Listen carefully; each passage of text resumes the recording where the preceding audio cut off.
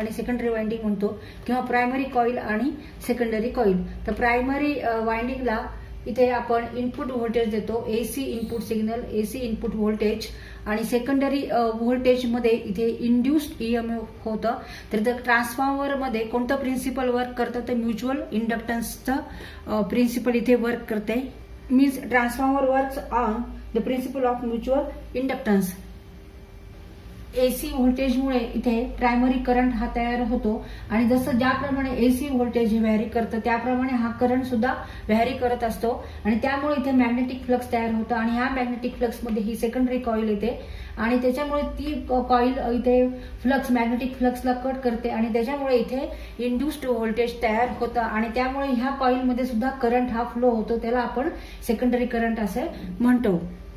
तर इथे आउटपुटला RL जोडलेला आहे. आता दोन प्रकारचे ट्रान्सफॉर्मर आहेत, स्टेप अप ट्रान्सफॉर्मर आणि step down transformer.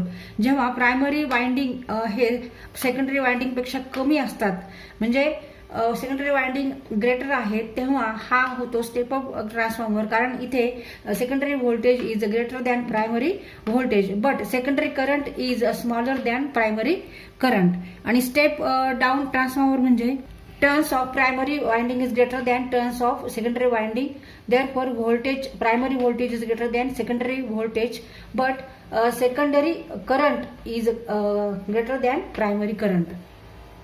And secondary winding or secondary coil, where primary winding connected to AC supply voltage, and due to this AC supply voltage there is a current flow in a primary winding and this current is vary. Due to this varying current, this alternating current, there is a magnetic field developed across primary winding and secondary winding is close to this primary winding. That secondary winding cuts this magnetic flux or magnetic field and therefore there is a induced voltage in the secondary winding, that is called EMF, induced EMF in secondary coil. So there is a current flow called as a secondary current. Now there are two types of transformer, step up transformer and step down transformer.